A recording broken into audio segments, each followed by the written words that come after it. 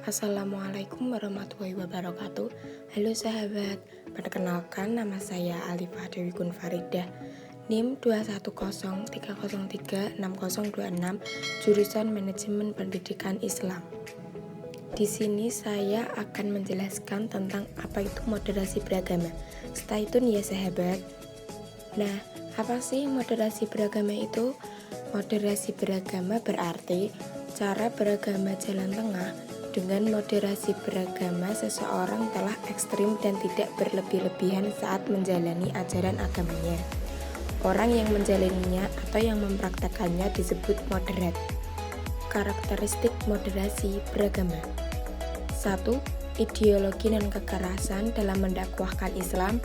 2. Penggunaan pemikiran rasional dalam mendakwahkan Islam. 3. Menggunakan pendekatan konseptual dalam memahami sumber-sumber ajaran Islam. 4. Penggunaan ijtihad dalam menetapkan hukum Islam. 5. Kerjasama kelompok agama yang berbeda. Berikut adalah tolak ukur moderasi beragama. 1. Seberapa kuat kembalinya penganut agama kembali kepada inti pokok ajaran, yaitu nilai kemanusiaan. Melalui kemanusiaan, maka perbedaan agama di tengah masyarakat bukan menjadi persoalan mengganggu keharmonisan. 2. Kesepakatan bersama. Melalui kesepakatan bersama menunjukkan kerjasama di antara sesama manusia yang beragam. Keberagaman itu adalah kehendak Allah karena manusia yang beragam membutuhkan kesepakatan. Inti dari pokok ajaran agama, bagaimana setiap kota tunduk dan taat terhadap kesepakatan agama. 3. Ketertiban umum.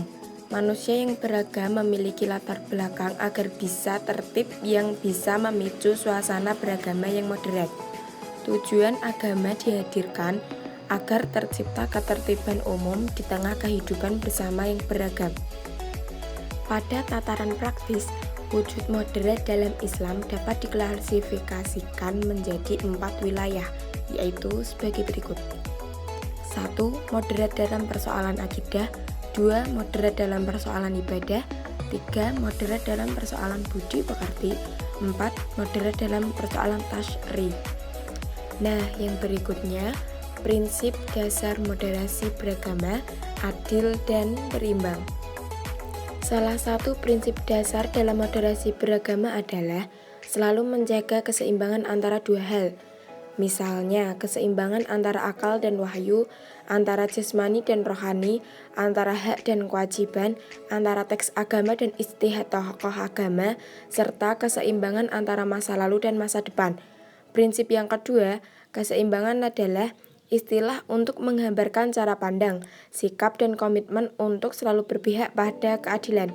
Keseimbangan dapat dianggap sebagai satu bentuk cara pandang untuk mengerjakan sesuatu secukupnya, tidak berlebihan dan tidak kurang. Moderasi bukan hanya diajarkan oleh Islam, tapi juga agama lain. Kedua nilai adil dan berkembang akan lebih mudah terbentuk jika seseorang memiliki 3 karakter utama dalam dirinya, yaitu 1. Kebijaksanaan, 2. Ketulusan, 3. Keberanian. Dengan kata lain, sikap moderat dalam beragama selalu memilih jalan tengah untuk lebih mudah mewujudkan apabila seseorang memiliki keluasan pengetahuan agama yang memadai sehingga bersikap bijak. Landasan moderasi dalam tradisi berbagai agama. Setiap agama mengajarkan penyerahan diri seutuhnya kepada Tuhan Yang Maha Esa.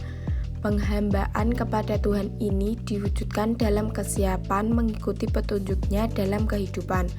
Moderasi beragama menjadi nilai dan praktik yang paling sesuai untuk mewujudkan kemaslahatan bumi Indonesia.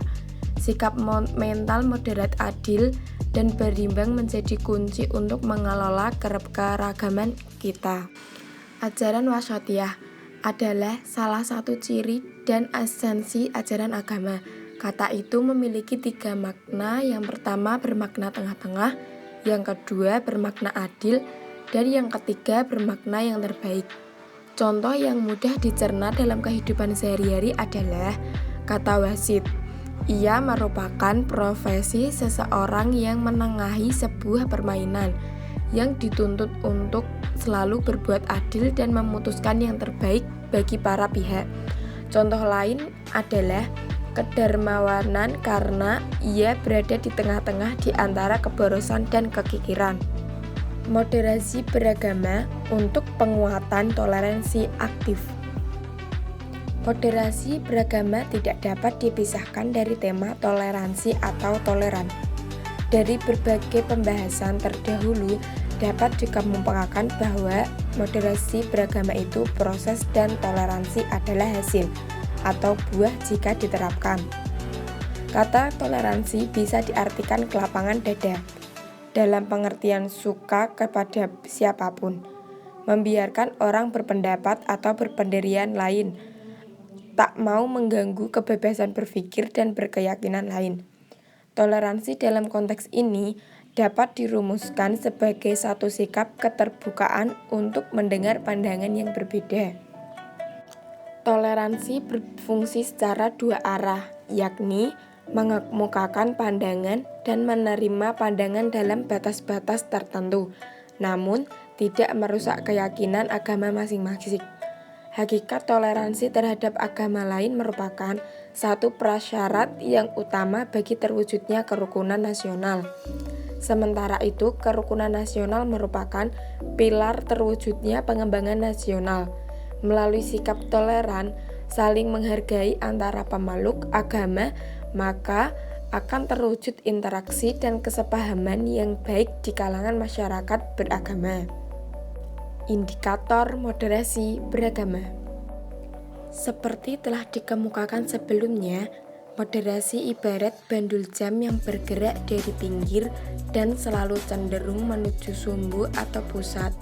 Ia tidak pernah diam statis. Sikap moderat pada dasarnya merupakan keadaan yang dinamis. Analogi bandul tersebut dijelaskan sebagai sikap keberagaman seseorang sangat dipengaruhi oleh dua hal, yaitu akal dan wahyu. Lalu apa indikator moderasi beragama itu? Kita bisa merumuskan sebanyak mungkin ukuran, batasan, dan indikator untuk menentukan apakah sebuah cara pandang, sikap, dan perilaku beragama tertentu itu tergolong moderat atau sebaliknya. Namun, indikator moderasi beragama yang akan digunakan adalah 4 hal, yaitu 1. Komitmen kebangsaan, 2. Toleransi, 3. Anti kekerasan, 4. Akomodatif terhadap kebudayaan lokal. Keempat indikator ini dapat digunakan untuk menggali seberapa kuat moderasi beragama yang dipraktikkan oleh seseorang di Indonesia. Nah, sekian penjelasan tentang moderasi beragama. Terima kasih. Assalamualaikum warahmatullahi wabarakatuh.